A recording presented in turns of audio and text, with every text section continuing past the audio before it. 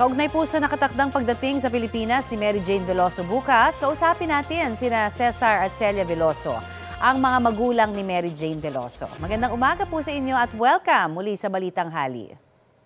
Magandang umaga rin po.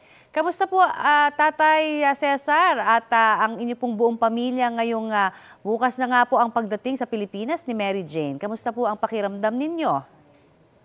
Masayang-masaya po. Lalong-lalo na yung dalawa niyang anak at saka yung mga kapatid niya. Masayang-masaya po. Nakaluto na ba kayo, Nay, ng adobo na hinihiling ni Mary Jane? Opo, meron na po.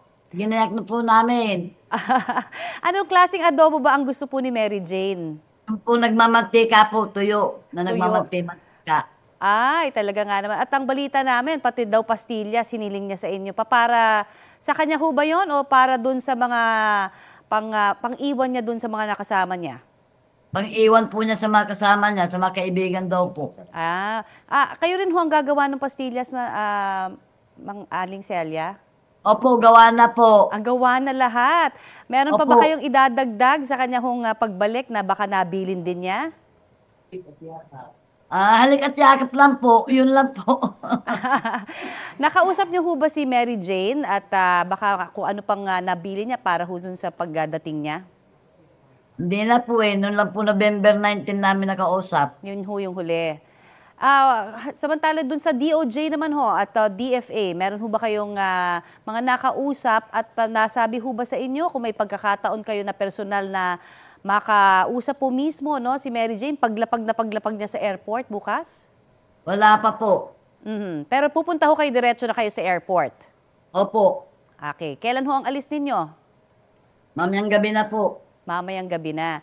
At Maghihintay na po kami magdamag doon, maghapon. ano ho, buong mag-anak ho ba o buong barangay ang kasama ninyo?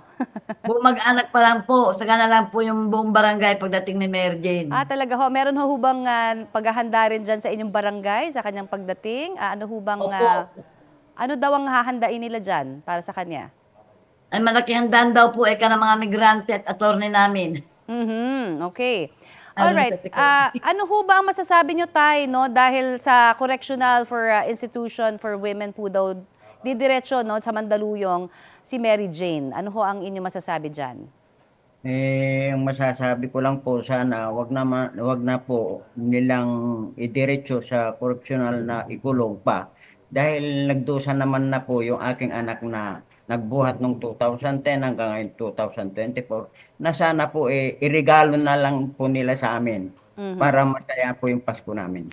Ano po pa ang panawagan o mensahe ninyo sa ating pamahalaan kaugnay po sa major development na ito sa kaso po ng inyong anak? Ang panawagan ko po sa ating unang-una po sa Pangulo ng Indonesia na nagpapasalamat po kami sa kanya at inaksyonan na niya kaagad na ilipat dito sa Pilipinas. At nananawagan din po ako at nagpapasalamat sa ating mahal na Pangulo na inaksyonan niya at sana po ibigay na po niya ang clemency sa aking anak para kumpleto na kami at magsama-sama sa Pasko pong ito. Nanay, tatay, marami pong salamat sa inyo pong binigay sa aming oras sa Balitang Hali at talaga hong maligayang Pasko para po sa buong pamilya Veloso sa inyong pagdating syempre ng inyo pong anak na si Mary Jane. Thank you very much po. Salamat din Salamat po. po.